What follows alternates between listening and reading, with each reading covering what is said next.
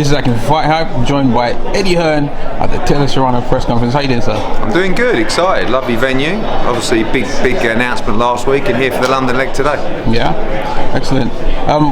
How does it feel? It's history in the making. You got to have two ladies headlining MSG. When Katie Taylor first approached you, did you ever see this day coming?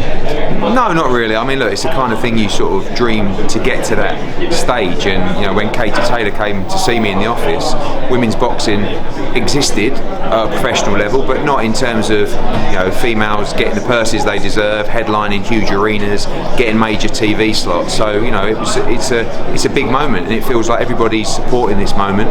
We've seen the demand for the fight, both pre-announcement and obviously announcement, with this becoming the second biggest pre-sale of all time at Madison Square Garden history. And we're excited to get going. And like I said, although we know it's the biggest fight in female boxing, it's also one of the biggest fights in boxing, and you'll see that on April 30th. Yeah. Jake Paul's had a lot of credit for making this possible. I suppose I've listened to a few interviews that you said that there's a package deal, and he sort of brought up Amanda Serrano's stock. But you've also been an advocate for women's boxing. How does it feel to work with someone like Jake Paul and bridging the gap between men's and women's boxing? We've been working for this moment for a long time, and with Jake, he adds a lot to the fight. He's given Amanda Serrano some great value, but also at the same time, he's bringing value to the show. But we're all working for the same goal, which is to provide opportunities for our fighters and to make this the biggest event possible. So he's been great to work with. He's not mucking around, he's not joking around. He takes this very seriously. I think he's fallen in love with the sport of boxing, and I think he's been a great addition to the show. There's been a lot made of Bob Arum talking about women's boxing, etc.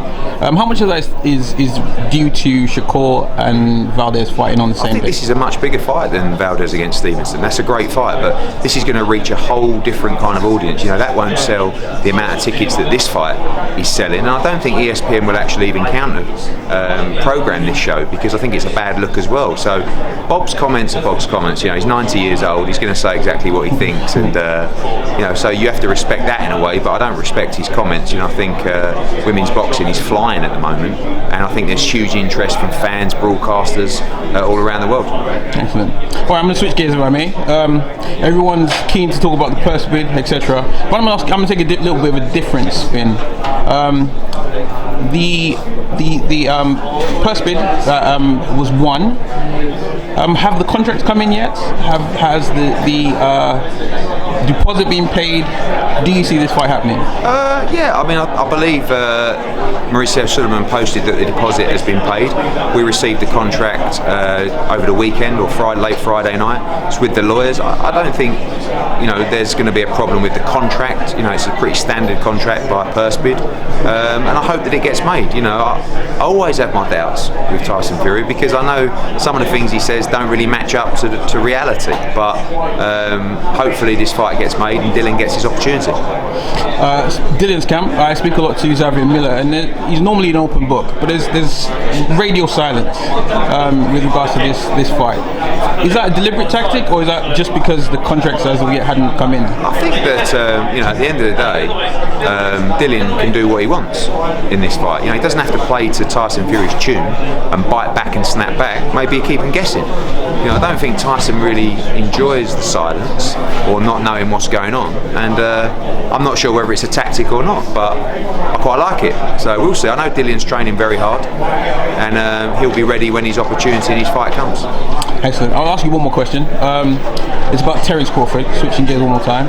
I heard you mention that the problem with Top Rank was that they were unable to get him fights, and you don't think you can get him fights either. What is it about Terence Crawford that makes him so hard to... It's because there's so limited amount of fights for him, like in terms of for the money he wants, for the legacy he wants. It really comes down to Errol Spence and maybe one or two others, and if you can't deliver him those fights, which is the boat we're in and the boat Top Rank are in, what can you deliver him? Fights that might not appeal to the fans, therefore fights that don't necessarily have a lot of value.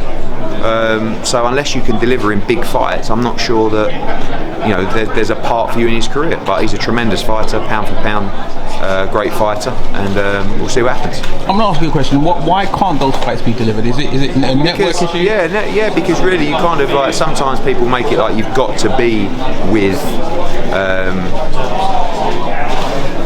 a certain promoter to get those fights. You know, I think that's a problem in boxing in general. But I think unless he signs with the PBC, I don't actually think that, you know, he will get those fights, and maybe that's the route that he has to take. Will you face similar sort of problems with Conor Benn? No, because, you know, ultimately Conor Benn's still got probably a year to go before he's fighting those elite guys.